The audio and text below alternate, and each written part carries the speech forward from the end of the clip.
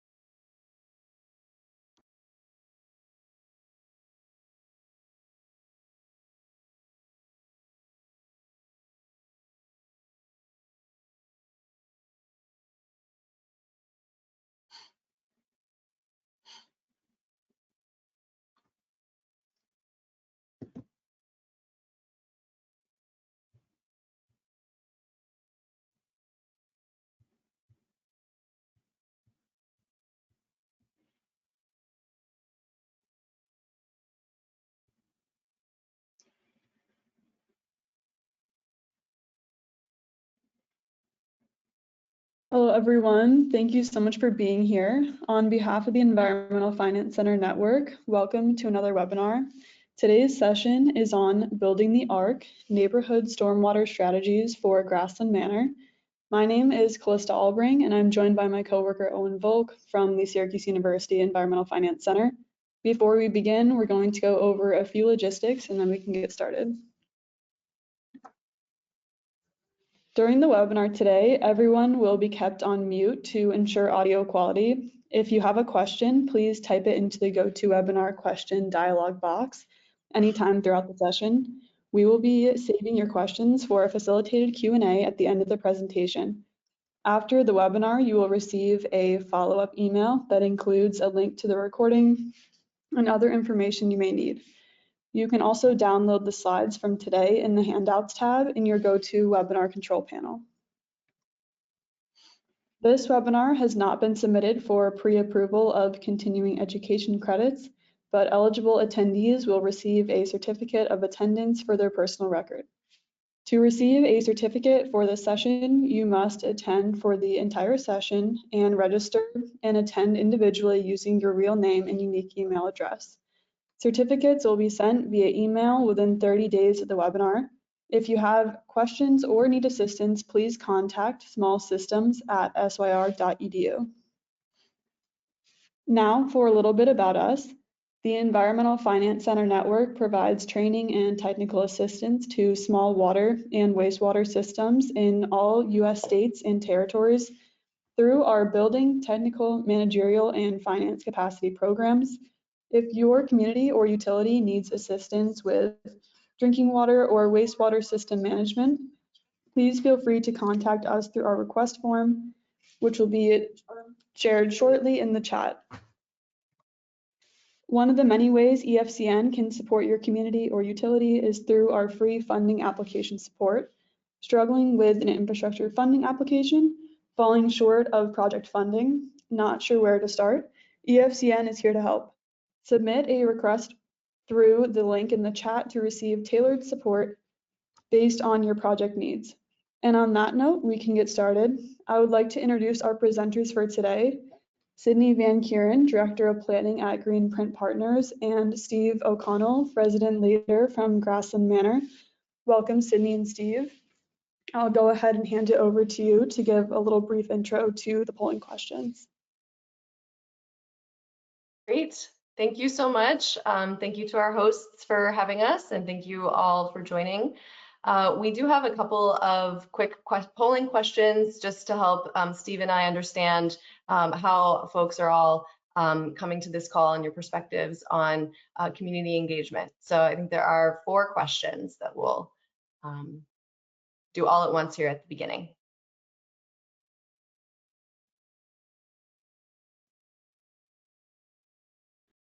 So the first question is, to what extent have you worked with community leaders on infrastructure projects? And we'll give that a few minutes.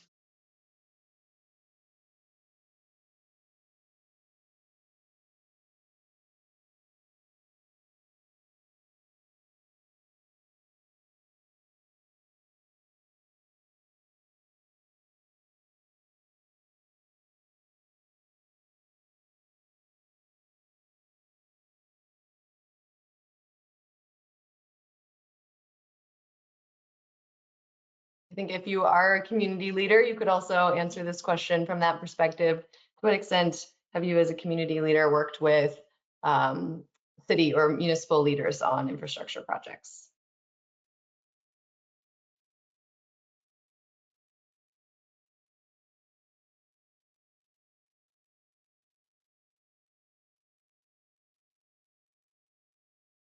%, said not at all, 15% said rarely, 34% said sometimes, 22% said often, and 7% said extensively. We'll now move to the second question.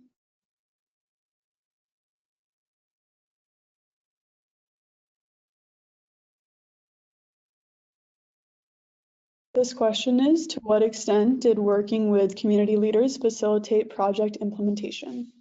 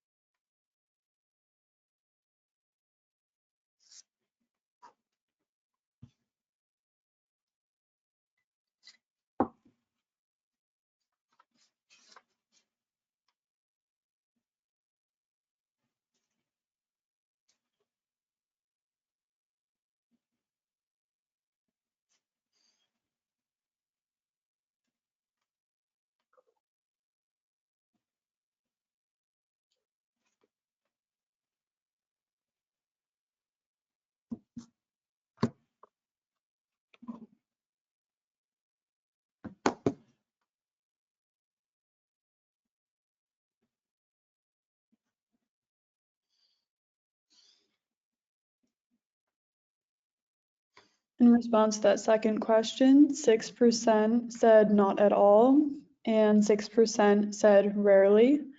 42% said sometimes, 36% said often, and 9% extensive.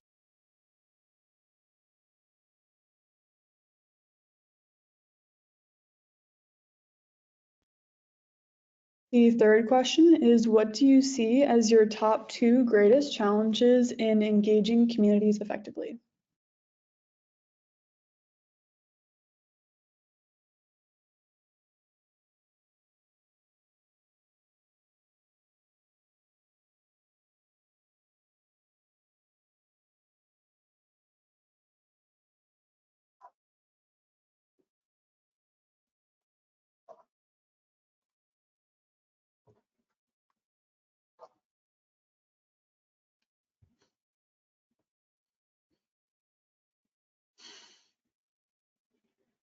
We'll give this a few more seconds.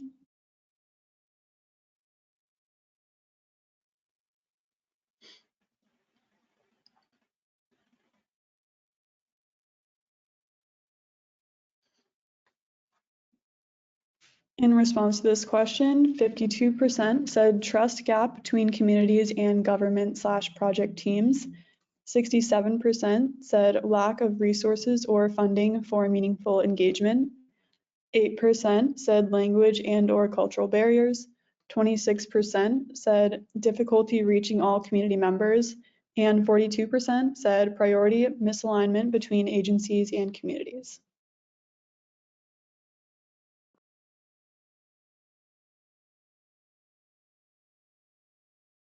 Our last question here is, where do you see the greatest potential benefit from engaging community members in infrastructure projects?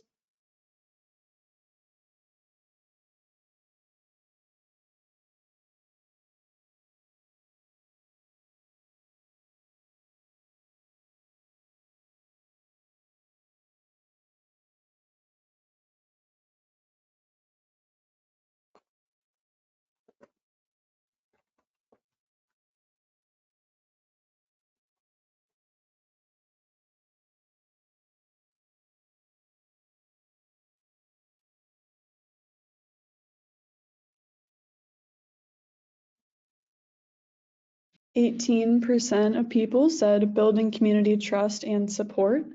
31% said designing solutions that better reflect community needs.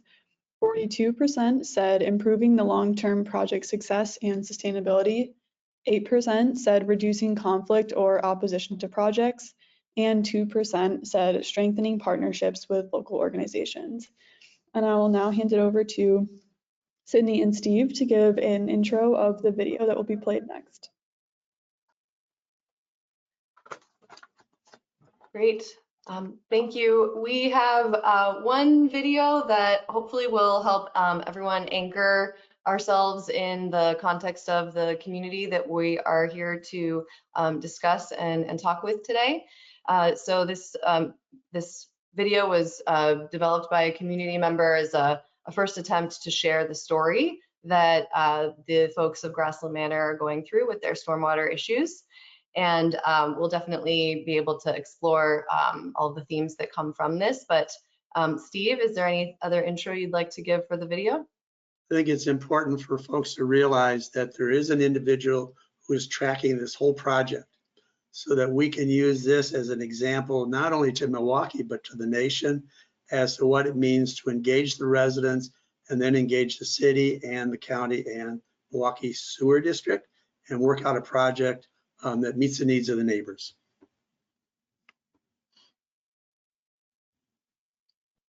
Thank you for that intro, and we'll now share the video.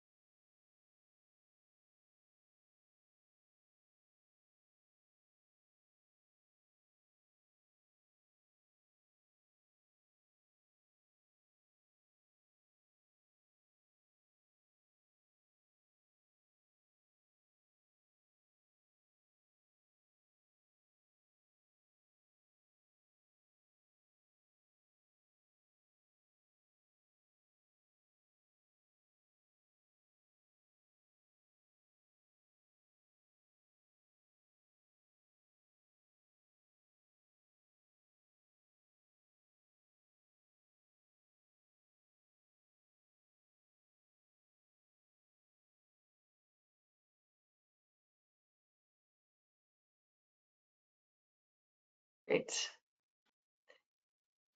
All right. Well, thank you for presenting that video, and to Michael Tim for producing that. I'm going to go ahead and share my screen. Hopefully that gave you a sense of the community that we're focusing on here today.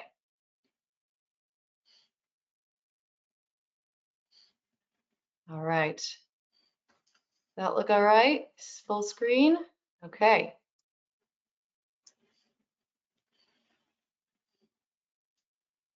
All right. Steve, we have yet to fully introduce ourselves. Would you like to go first? My name is Steve O'Connell, and I'm the resident leader in the Sherman Park. It's the northwest corner of Milwaukee back in the 30s, the 20s and the 30s.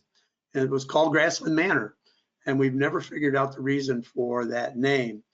And as you can see on the video, right on the north side of us was this swampy area, and the city and the county decided to make basically a huge shopping mall. And at that time, they managed their waters well because they knew about these springs. There's 3 springs in our neighborhood, and the water continues to bubble up. So that's been the thing that we really got to address. And it's all about sustainability. We want to continue to live here. And so that's the big push. I'm Sydney VanKuren. I'm the Director of Planning at Greenprint Partners. We're an environmental infrastructure consulting firm. We specialize in nature-based solutions, particularly around stormwater management, and we really enjoy working with communities like Grasslyn Manor to identify, on the ground, what are local residents and community members experiencing, and really trying to understand what the best solutions might be for their particular issues, and then working with the best stakeholders to address those particular concerns. So that is our role in this project. We really were responding to and assisting Steve and his community and the advisory group of residents that had been put together. And we'll talk a little bit more about that here in a moment. But yeah, thrilled to be here. Thank you so much, and looking forward to digging in a little deeper here. We do have, just quickly, we wanted to go over the stormwater strategy that Greenprint and Grasslyn Manor residents put together, really co-created, and there were additional partners as well that we'll discuss.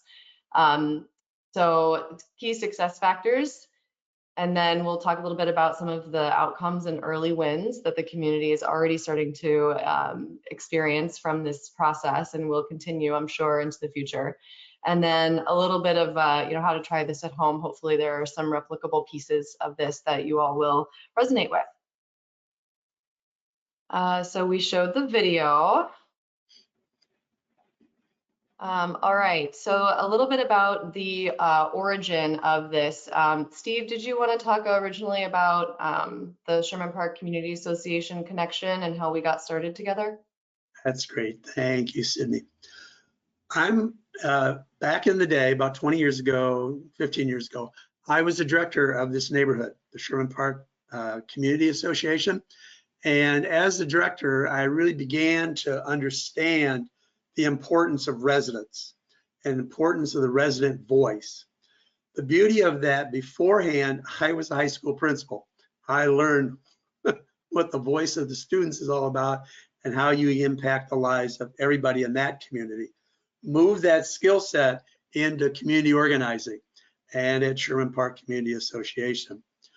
I lived in the neighborhood, and very often there would be an issue and I would be on TV or being interviewed. And there was always this issue, do you actually live there? So, well, yes, that is my neighborhood, and that's why I'm fighting for the neighborhood. And so with that impetus and the flooding after I left Sherman Park because of a bad back, I began to work with our neighbors, and they all complained about water issues. And I'm on the south end of the neighborhood, and we're up a little bit, and I have 5 rain barrels, so I never really ran into the water in the basement. But all these folks talking about it, and we began to talk about it, and we thought we've got to do something about this. And out of that came a number of neighbors who raised their hands and said, I'd like to be on a committee and address this. I said, well, then we got to get to work. At a meeting with our eco group, they introduced us to Greenprint. I thought, there's a group I need to get involved with, and to invite them to come to one of our meetings and hear us out a little bit, which they did, Sydney, Laura, and Hannah. And they sat there and started interacting with the neighbors.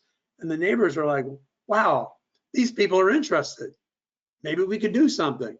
And out of that really grew that whole gathering of individuals. The original committee was 10 people, and we worked and worked and worked the last year and a half.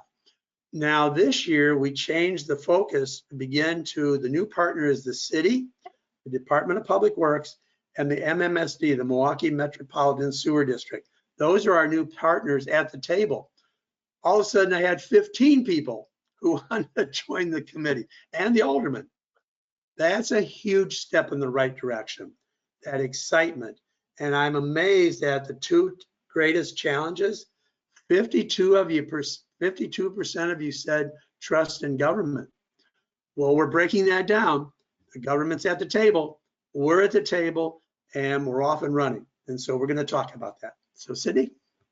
Great, thank you. And just to build upon that, Greenprint was involved with the Sherman Park Community Association's Eco office as well because of our role. We are the program administrators for MMSD's green infrastructure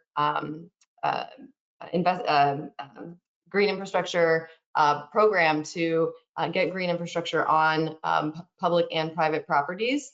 Their incentive program. It's like, what word am I looking for? Their green infrastructure incentive program. And so we were trying to connect with community-based organizations like Sherman Park Community Association to start talking about what types of opportunities there might be for that program.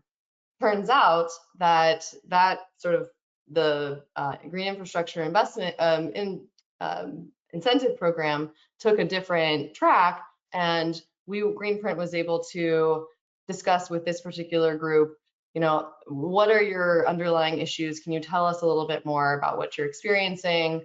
We are not sure what the best solution is for you. We'd love to learn more. So that is part of what gets us to our next slide here, which I'm just gonna, I don't like to hold the, you know, the secrets till the end. I wanna lead with the punchline. So the key success factors for us are really a long-term process at the community's pace. Greenprint did have some philanthropic funding to be able to take the time to sit down and listen and show up at many meetings in order to understand and really be guided by the timeline and the needs of the community. Being respectful of people's time and sharing of information, there's going to be a little bit more on that, but you know, we wanted to make sure that everyone at the table felt like they were a compensated and meaningful member of a solution to coming up with solutions. Grouping community-driven solutions. This is where our sort of planners and engineers were able to provide some technical assistance around you know, consolidating what we were hearing from folks, offering up some alternatives, really guiding a conversation around what those alternatives might be, and then helping package that into a document and connecting folks that could be interested from the city and utility in really hearing what these voices are communicating from residents, what these resident voices are saying, and getting their interest in the potential solutions that were uncovered throughout this process.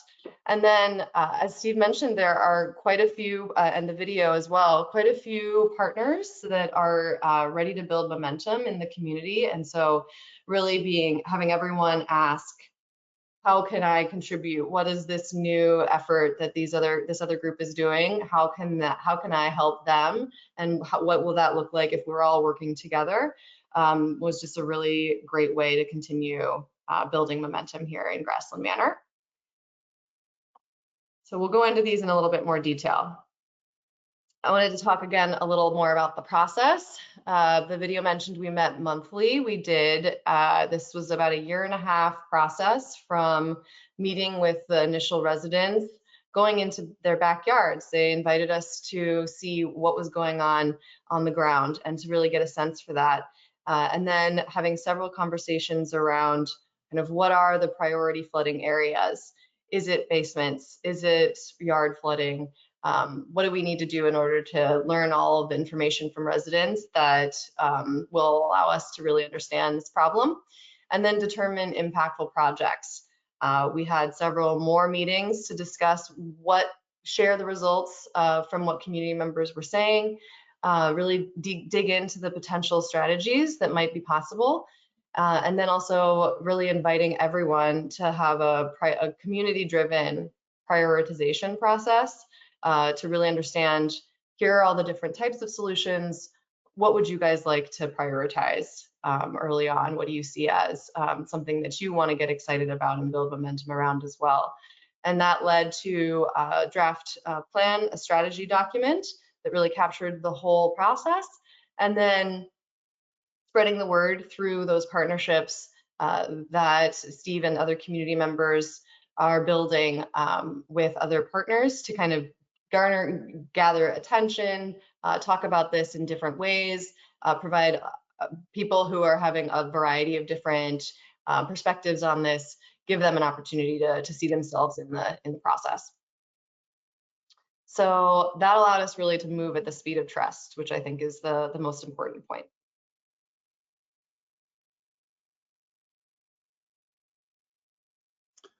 Now, what we did as a committee, we decided that the only way we're going to have an impact is door to door.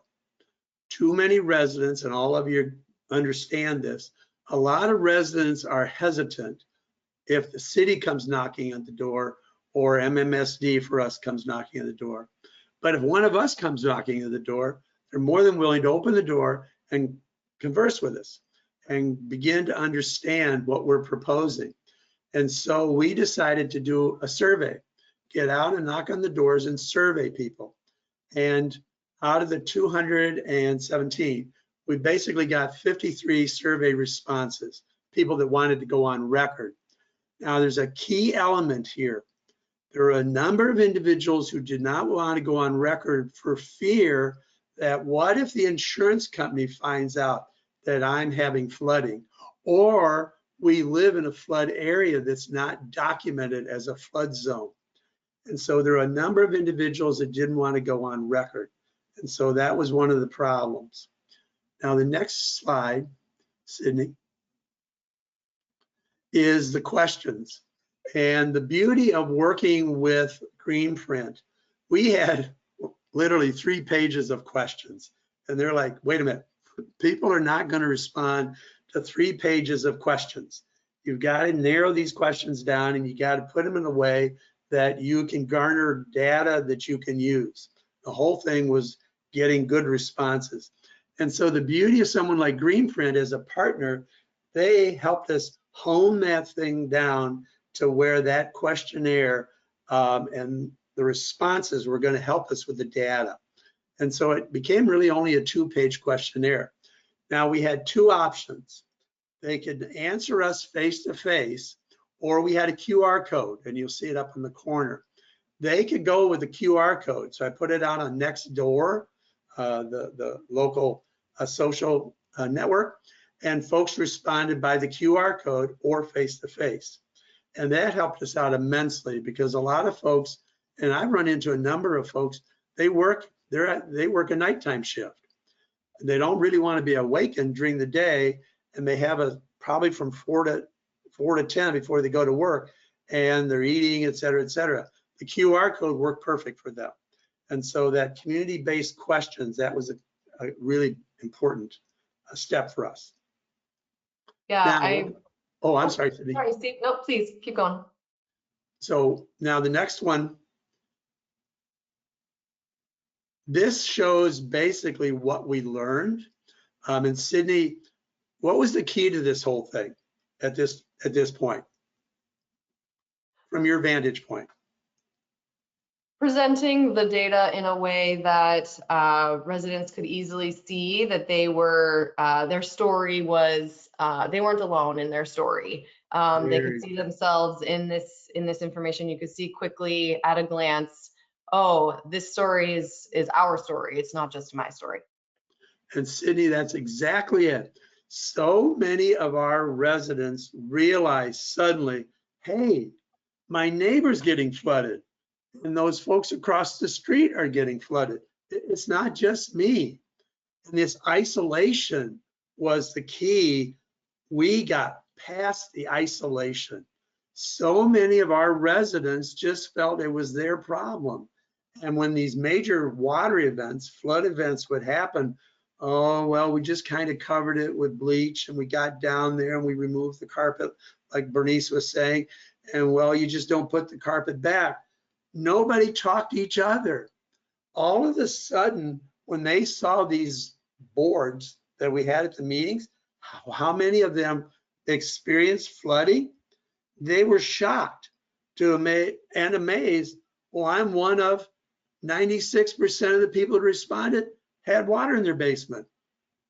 It's not just me, it's others. And they started talking amongst themselves. And so the story began to expand. And then their solutions, the actions they took, they're like, wow, I never thought of that. I'm running over to talk to that neighbor. What did that neighbor do?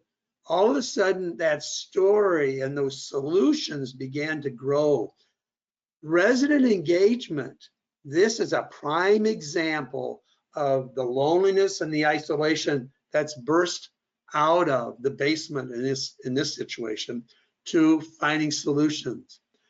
You cannot believe how now our residents believe something's going to happen.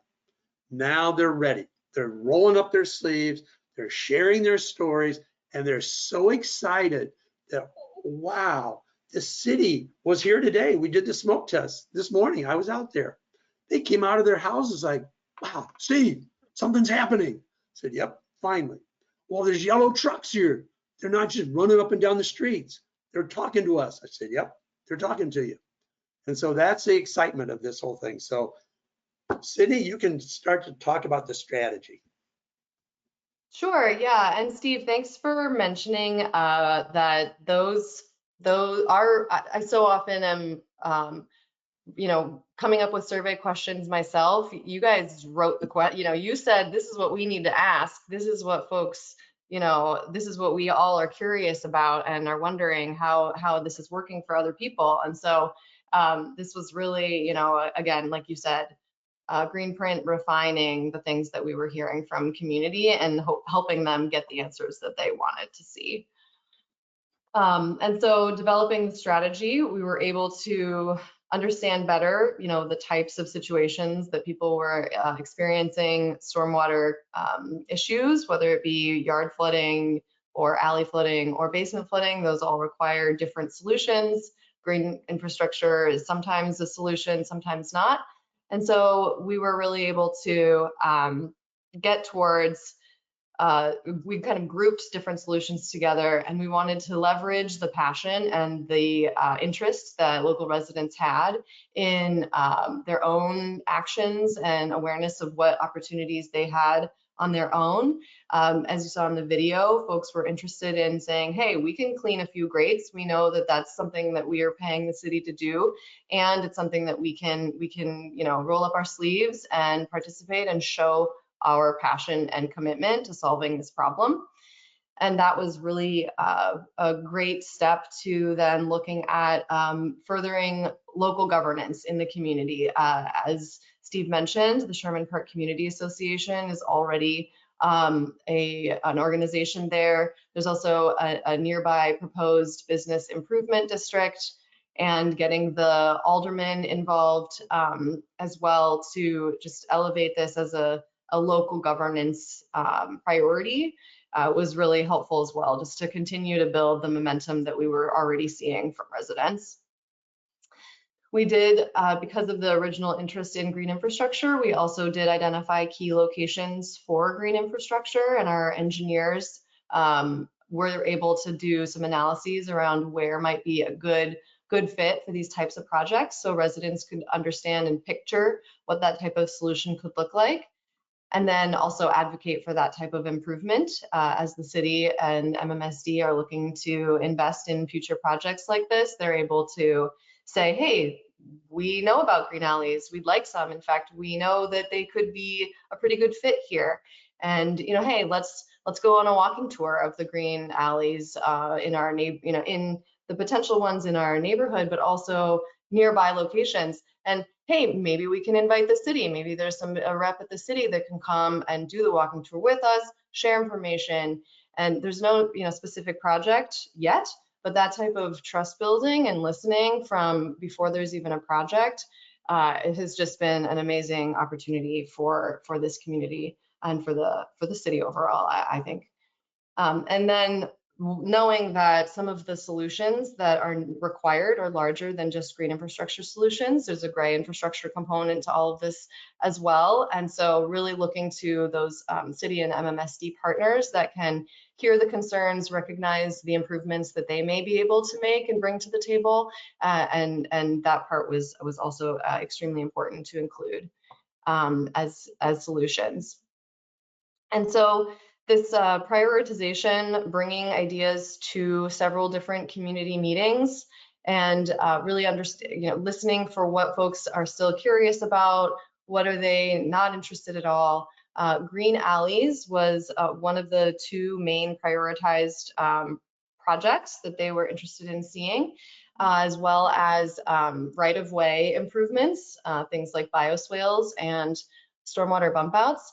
As well as we mentioned, what can a resident do? Are there things that, as a homeowner, improvements I can make to my own property that will signal, hey, I'm doing what I can here? Maybe there are some additional larger gray infrastructure community or citywide investments that are needed to get to the real, the original, solution. Sometimes there are capacity issues and things like that.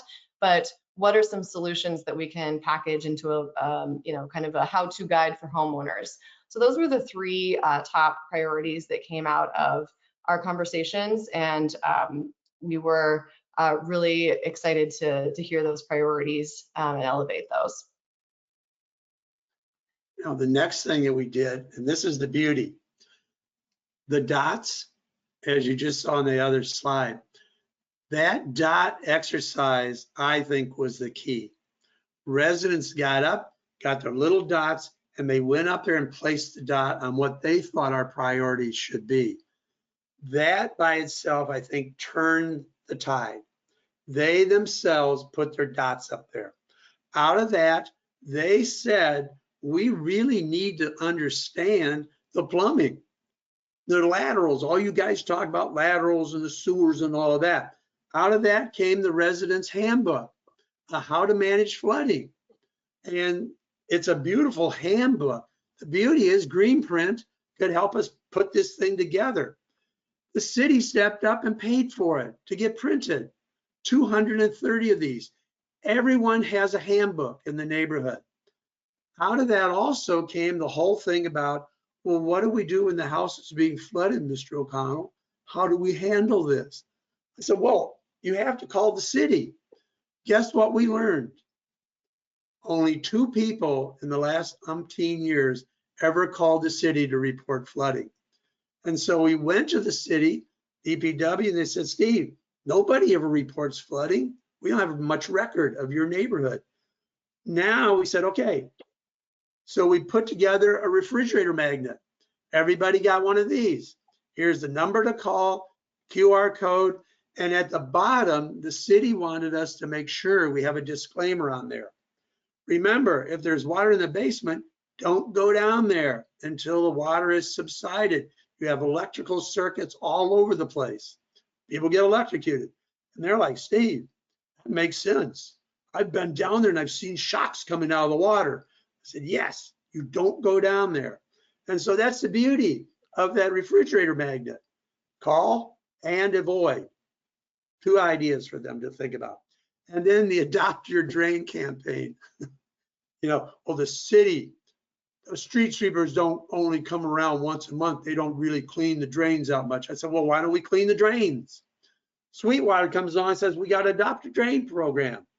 Well, shucky darns, let's get involved. And I'm standing there that morning, I'm thinking, okay, is anybody going to show up? We've been putting out the flyers and knocking on doors.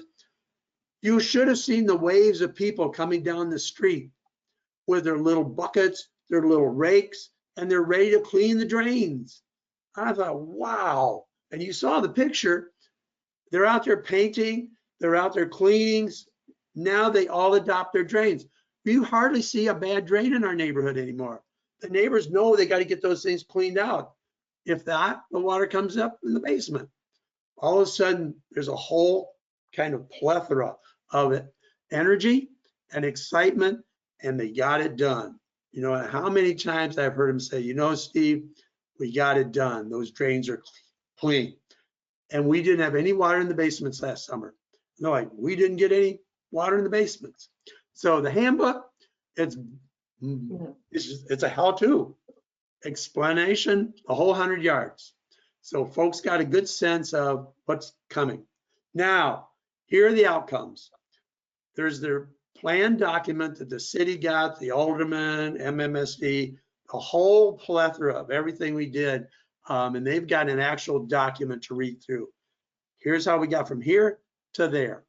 And here's what we're expecting as we go forward. The other thing is Watermarks. Watermarks comes along, and it's a program out of UWM, and they're putting up poles.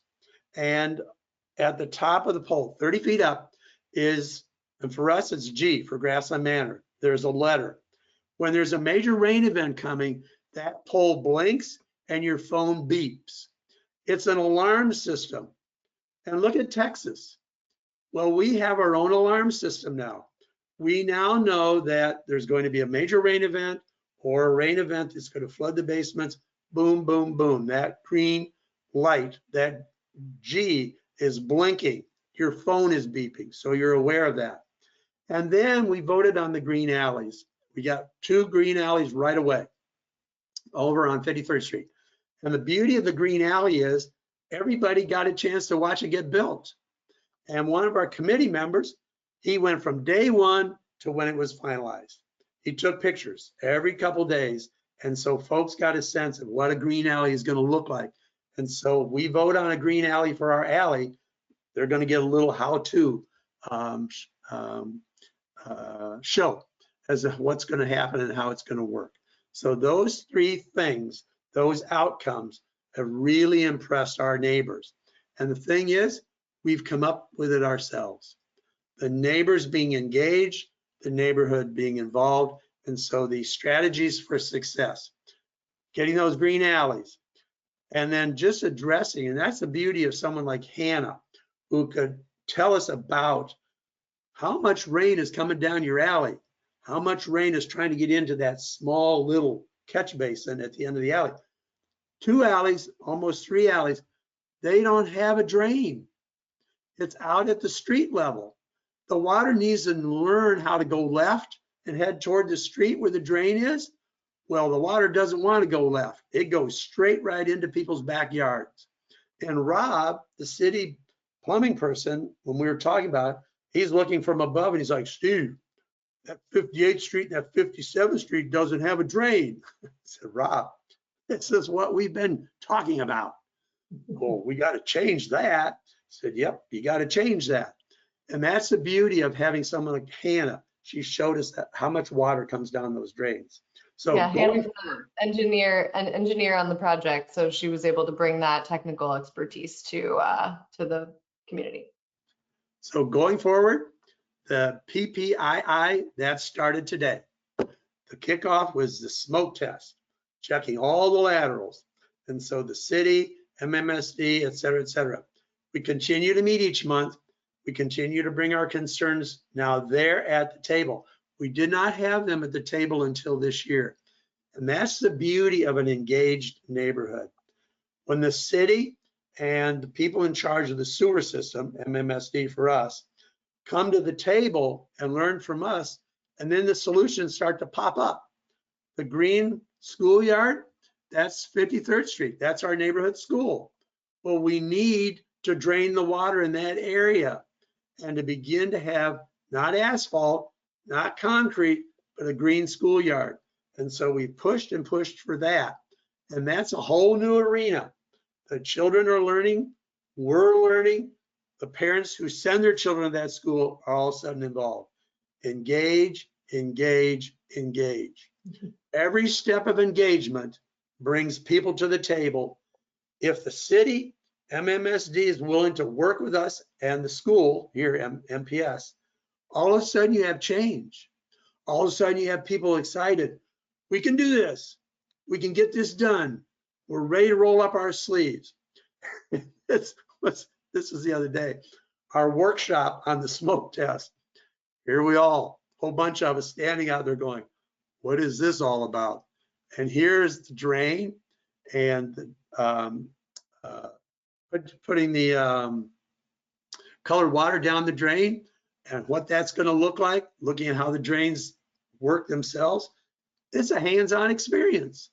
All of a sudden, those of us, everyone here is a door knocker. We can explain to people, this is how it's going to happen. This is how it's going to work. So, Sydney, you guys, all the people that have come to the table, these are excited people standing here looking at water down a dumb drain. This project is particularly exciting to me because in bringing some of the issues we heard from the residents of Grasslyn Manor, in bringing our findings and our strategy document to the city and sharing what we learned, they said, hey, you know what, this private property inflow and infiltration program is something that we would love to, it's an investment in, the city will pay for updated laterals to fix stormwater back up into basements, at the source and redo piping so that that's not a concern anymore.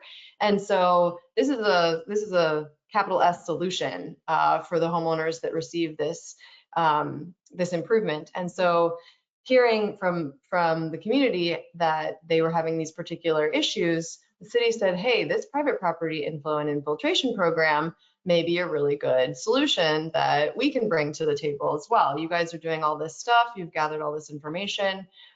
We see what you're interested in, and we have something that might interest you. Is this something that the community might be open to and interested in?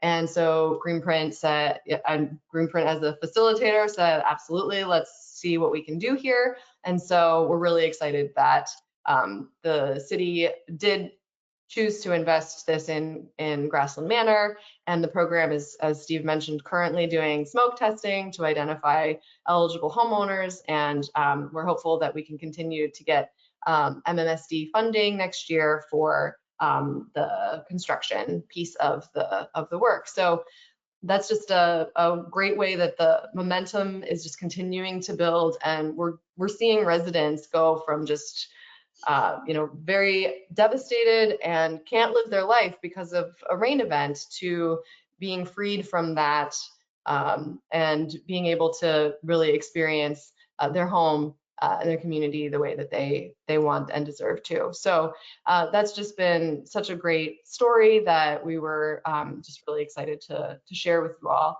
And before we end, I did want to just reiterate those key success factors. We were able to really respond, and each meeting with the advisory group was, hey, we're going to create the agenda for the next meeting already because we've got questions now, and we were able to work together. We said, okay, give us homework. Residents were like, we want to know this. So we came the next meeting with something else, and we had a discussion, and they said, okay, we need to think about it this way, or we anticipate this response. Let's go check it out and see. And they would bring stuff back to us. So it was a real long-term process at the community's pace. It was important to us that we provided stipends to all of the advisory group participants who worked with us because we really valued their time and wanted to compensate them for all of the knowledge and time that they spent working with us. That survey was really well done by the community around what is going to be a respectful way to ask these types of questions and a respectful way to show it back to them. We were really excited at the community-driven solutions. Identifying a role for everyone was really important, and that we were really grateful to have, dedicated residents. All of the discussions that were happening outside of those meetings were inviting folks to have a really rich discussion when they came together, and that was just wonderful. And then lastly, those neighbors ready to lead, folks were signing up. That we had clipboards going around the meetings. Hey, who's going to sign up for a walking tour of the alleys? Who's going to do the berm parties? This group is really engaged, and it was just wonderful to see the momentum from the inside, and then see how well, Watermark, Sweetwater, DPW, MMSD are saying, hey, this is interesting. Here's an event that's coming up. Maybe we can come hear what the community is saying, get some ideas, and work together. So those were the key success factors for us, and that we were excited to share with you all. And I know we're getting close on time, but I think that was the end of our presentation. We're hoping maybe for a little bit of time for questions if we can, but yeah, wanted to just share all that with you, and the hope that some of that is useful for your own engagements as you're working with communities on this type of sustainable infrastructure. Cindy, thank you. Thank you. Thank you, Steve. So the first question we have is, how many homes in the neighborhood are owner occupied, and were there challenges engaging renters? Oh, that is a key question. We have 230 homes, 84% are owner occupied. So we do not have that large a rental base, tenant base. And our goal now is through the alderman's office to do the outreach. And so we're targeting those homes that are rental properties, and for the alderman and his aide to reach out to those owners. We tried it last year, and the unfortunate thing was only one owner got back to us. But the owners are everywhere. Vermont, New Hampshire, Las Vegas. I got one in Boston. So these folks don't even have an inkling. Some of them don't even know they own the property. I run into that twice. Well, what are you talking about property? So we got this property in Milwaukee. Oh, that's in my portfolio. So wait a minute, you're responsible. I have a management company. I said, no, and I'm not kidding you. A tree fell in this one house. The guy lives in Wanakee. He's like, you calling me again? I said, yeah. You got a tree on your house. I do? I said, yes. Well, I should do something about that. And those are the kinds of things you deal with. So it is a challenge. But there again, the alderman's office is going to do the outreach and get some control of those property owners, we call them. Good question, though. That's an excellent question. The next question that came in is, was there a difference working with owner occupants versus landlords in level of engagement, interest in improvements, and reaction to potential assessments and costs? The key is the owner occupied homes are local residents. Some of these folks have lived here 50 years, and they have put up with all of this for 50 years. They love their house. They love this neighborhood. And that's the key. Now, those individuals who own properties but don't live here, how do we engage them? How do we let them know what the game plan is? And how do we, if they have a land management or a property management, whatever they call themselves, how do we do outreach to them? And that's our goal now, is those property management companies, and how do we engage them? One company over here, and I am not kidding you, the berm party, putting berms around the houses.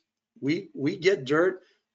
Everybody gets their pickup trucks or whatever, and they put dirt around the basement, around the foundation, whatever. The one company, and I'm not kidding you, they said they didn't need it. And I'm like, well, what do you mean you don't need it? Oh, we just poured pea gravel down there. I said, pea gravel?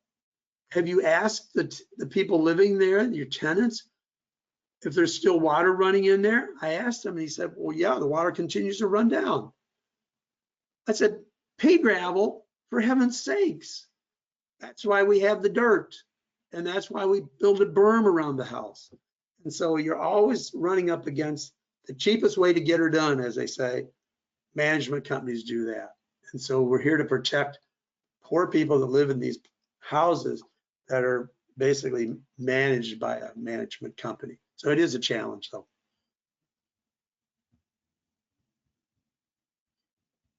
And the next question is, how did you temper resident needs / expectations with realistic solutions? Sydney, you want to jump on that? Sure. Yeah. Thanks, Steve. That was definitely something that we wanted to keep in mind. We weren't coming with, infrastructure construction dollars to do a particular project. But what we found was that most people were really excited to have their voice heard and their idea captured. And they knew that none of this was a short-term solution. We weren't, like I said, coming with capital dollars to do a project right away. That actually came after the fact. We didn't know some of this private property inflow and infiltration program was going to be an opportunity. So we were very upfront and clear that this is to capture ideas and to capture your voices and to see what might be possible together as a way of bringing everyone to the table. And I think if we kept speaking that way, our engineering team is also very upfront around kind of maintenance and things like that, especially around nature-based solutions and what that means. And so talking about the alternatives, well, turf grass is not free to maintain either. So there are a lot of kind of trade-offs that we were able to discuss and build excitement for something that they saw already. Some of the neighboring communities do have green alleys. So they said, okay, this is possible. This is happening. This isn't a total pipe dream, pun intended, but this is something that is a real opportunity that is coming, and we want to make sure that we say we want this. I think too, one other thing, Sydney, we initially started working with the city on all this. It was vitally important, and the beauty was Hannah, who was the water engineer in this whole thing, sat there beside me. I wasn't just the out of control resident all concerned about flooding. No, we had somebody that could speak to that, and they would address Hannah, like, Hannah, how do you see this? That changed the whole discussion. It wasn't the energetic guy coming to the city and complaining. Oh, we had the people that work beside us and who have a solution. And here she was sitting, she had the solutions, and they're like, wow, that might work. And that turned the tables also.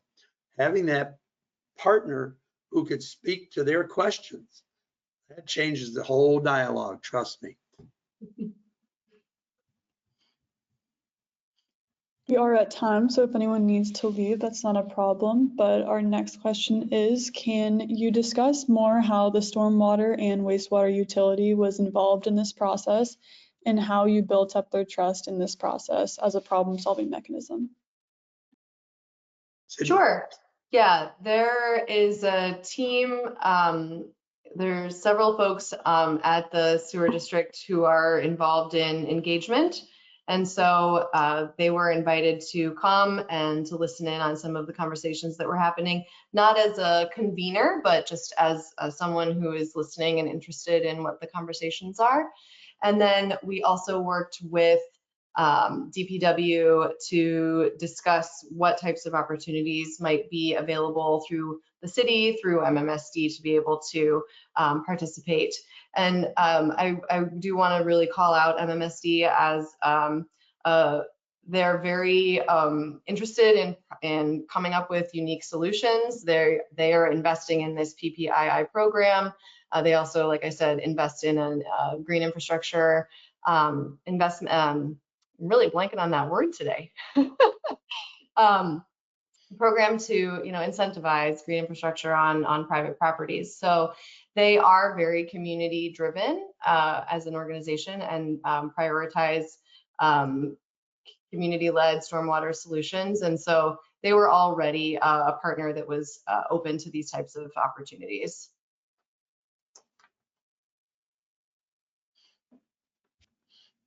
And for the next question, was there a cost to residents? Was there worry among residents about cost to them? And if so, how did you overcome those concerns? That has been a question all along. How much is this going to cost us? The change was when DPW, the city, and we had an alderman who actually lives over on 58th Street, same street as where the flooding is. He went to bat for us.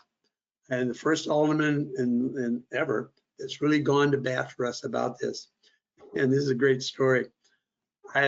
We're done with the presidential election and I was tired. I worked the polls. So I decided I'm going to Door County for a couple of days, get away from all this, get some rest. We're driving back from Door County and on the phone on the dashboard, alderman, oh, I better answer this. So I hit it. Steve, we made it. The city is going to help us. They're going to underwrite this. I'm like, DeAndre, are you serious? Perfectly serious. He was so excited that his resolution was accepted by the city and the city was going to step in and help. And that made a huge difference. The residents suddenly realized he's come to the meetings. He's carrying the water for us and he got it done. And that makes a huge difference. And the realization that the city, laterals, sump pumps, the city is going to take care of this. It's going to be the private property initiative is going to cover this. That makes a huge difference in the lives of folks who have spent, some of these folks have spent up to $30,000 trying to fix the sump pumps, the laterals, the foundations. And what amazed me, they continue to live here. I'm like, why wouldn't you move? No, this is a lovely neighborhood. We don't want to move. So, yeah, but you spent $30,000.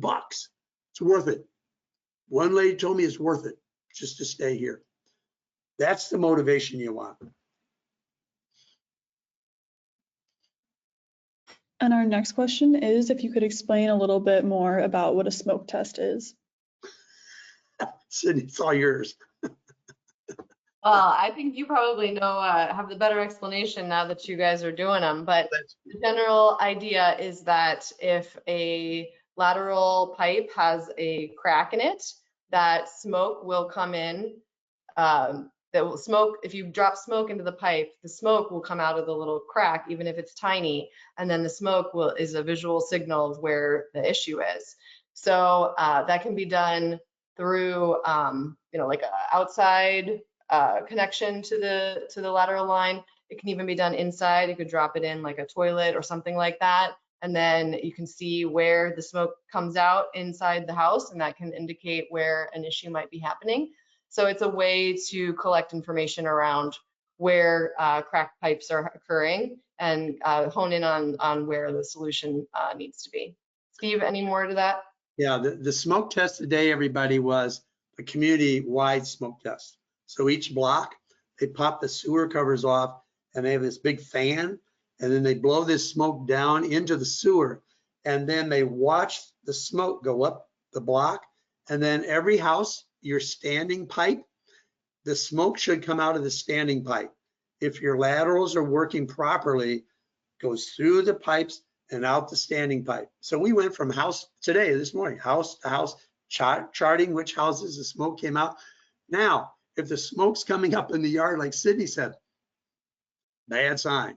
Or if it's coming up out of your downspouts, bad sign, because your lateral's not working and the smoke's trying to find a way out. It's been pumped up through your laterals. And so that smoke test is really the key to the start, because we charted the houses where it wasn't working properly. The one house, and everybody's like, well, that's Cheryl's house. She's on the committee. And someone standing there says, well, she's got a valve cover in her basement because she's trying to keep the water from coming up through the drain. He says, oh, that solved the problem. There's no way for that smoke to get to her standing pipe. No problem with her house. Move on. So those types of things, and us knowing people's houses, you know, and where the problem houses on our street, well, such and such, such, such, such. That damn houses have more problems all the time. It's time to get them fixed. I said, well, we're charting it. You know, right away, they're going to send a letter, the city, MMSD and the city. And the beauty of this whole thing is they're using our stationery. They're not using city stationery. That, remember the city stationery where you get that red letter about your property and city on the top, the monogram and everything? Well, people get panicky. We're like, no, use our stationery when we're sending letters to people. And we're telling everybody, you get a letter from the city, it's going to be on that stationery that looks just like the handbook cover. It's going to look like that. Now open that right away, because that's from us. That's getting involved and helping you fix your problem, that type of thing. So those types of, again, there's a compromise. Well, we always use city stationery. I said, wait a minute, let's go in a different direction. Well, what are you suggesting? So why don't we use our stationery? People recognize our stationery, they'll look at that letter. That's the key to it. Compromise, compromise, compromise. And our final question is, how did the organizers manage expectations on the part of landowners to ensure they understood that it might not be possible to entirely fix everyone's flooding issues? I'm not sure if that's a question about the overall strategy or about the current private property inflow and infiltration program. But I think for the overall strategy, we were just very aware of the fact that this was a community level issue. And yes, specific homeowners were having heightened experiences around getting their basements directly flooded. But you know, as Steve mentioned, his basement currently does not flood, but he is as, you know, involved in this as anybody. And so this is a community kind of problem that the community is willing to, you know, address as a whole. And so really just making sure that we localize data around, okay, what part of this problem is a property problem, what part of it is city problem, what part of it is a neighborhood problem. And then that really allowed folks to see where they fit into this kind of universe of solutions, if you will. And so then I think that also may apply to the program, but I'll turn it over to Steve to see if there's anything more on that in the program. And I think the whole thing too, Sydney and Laura and Hannah, facilitating that discussion. And now we move to Alexis. And Alexis is the local person here in Milwaukee. And now we're meeting every month. City and MMSD are at the table, and we're beginning to discuss exactly those types of questions. How do we reflect those answers when we go door knocking? And the key is every block has 2 committee members that are responsible for that block. And we try to make sure that those committee members lived on that block. So they know all the neighbors, and they know all the residents. And so those educational meetings, our monthly meeting, educating us on what to say and how to say it. At the same time, we're reflecting back to MMSD and Rob from the city. Here's what we're hearing. Here's what our concerns are. He says, and they're perfectly upfront with us. We got to think about that. We got to take that back to the city. We got to take that back to MMSD. Next meeting, we'll give you the answers, and we'll come up with the solutions together. And I'm for all of you who are still there, it's working together, it's respecting and listening. How many times, even knocking on doors now on 54th Street, folks just want to talk. They just want to tell me their story about their flooded basement, you know? And well, it's 15, 20 minutes. You can't be going, well, I got to hurry. I got too many doors to knock on. Okay, I'll get back to you. No, you stand there, you listen, you reflect. And then those are the things we bring back to the monthly meeting. You know, Rob, Tim, here's what we're hearing. What can we do? What's our solution? So that's the other thing. Just that time, that listening and that respect, you know, and people are hurting, you know. Poor Miss B got off a cruise ship because she was watching the news on the damn cruise ship about a flood event possible in Milwaukee. She got in the damn car and drove all the way from Florida back here because she was so concerned. I said, why didn't you stay in Miami for a day or two? Oh, no, there was flooding coming. I saw it on the ship. I thought, B, for heaven's sakes, you know. So again, she's on the committee now, though. so that's Grasslyn Manor. Huge thank you to Sydney and Steve for sharing their expertise with us today. Following this webinar, you will receive a follow-up email with the slides from today and a link to the recording. We also ask that you complete the webinar evaluation following the webinar so you can let us know your thoughts on today's session, and this helps us plan for future webinars on topics that are important to you. Thank you again, and we hope to see you at future EFCN events. Thank you, everyone. Thank you.